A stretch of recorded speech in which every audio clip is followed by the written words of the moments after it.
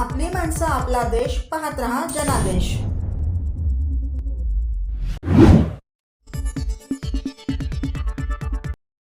आपण पाहत आहात ठाणे महानगरपालिका सार्वत्रिक निवडणूक 2025-26.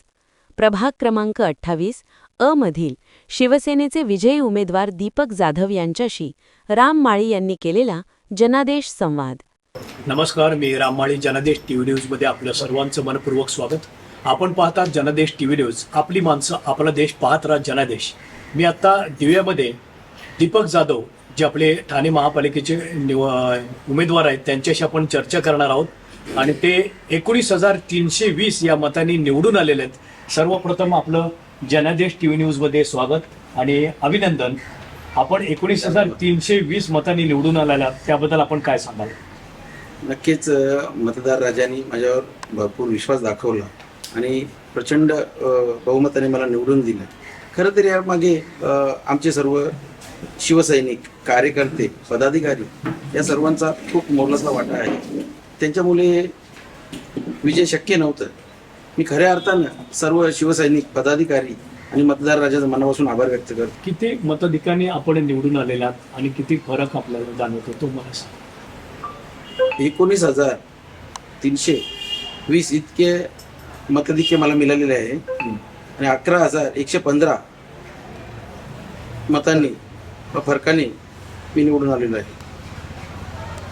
त्याबद्दल मतदार बंधू भगिनी मातांचे मी मनापासून आभार व्यक्त करतो. आता नगरसेवकमध्ये आपली निवड झालेलीच आहे, पण सर्वप्रथम आपण प्रभागामध्ये कोणत्या कामाला प्राधान्य देणार आहात?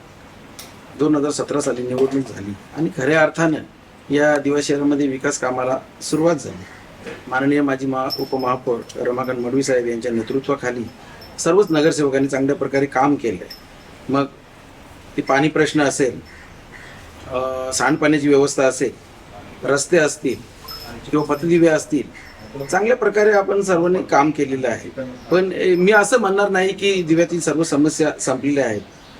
पाणी प्रश्नावर आपण बऱ्यापैकी मात केलेली आहे. 5-7% पाणी प्रश्न राहिलेला आहे.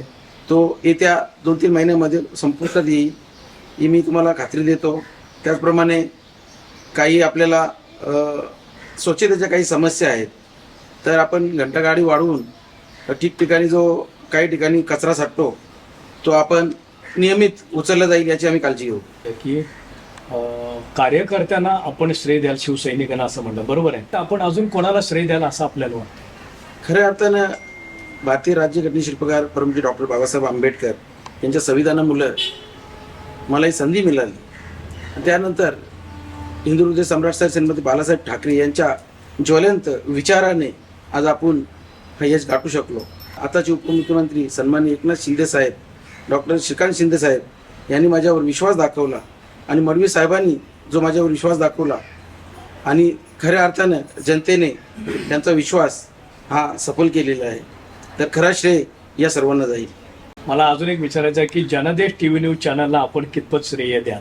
नक्कीच जनादेश चॅनलने देखील आमचं चांगल्या प्रकारे आम्हाला प्रेझेंट केलं, लोकांसमोर नेलं. नक्कीच त्यांना चांगल्यापैकी आमचं श्रेय असेल. धन्यवाद. जनादेश टीव्ही न्यूज तर्फे आपल्याला पुढील वाटचालीसाठी खूप खूप शुभेच्छा. धन्यवाद. ब्युरो रिपोर्ट, जनादेश.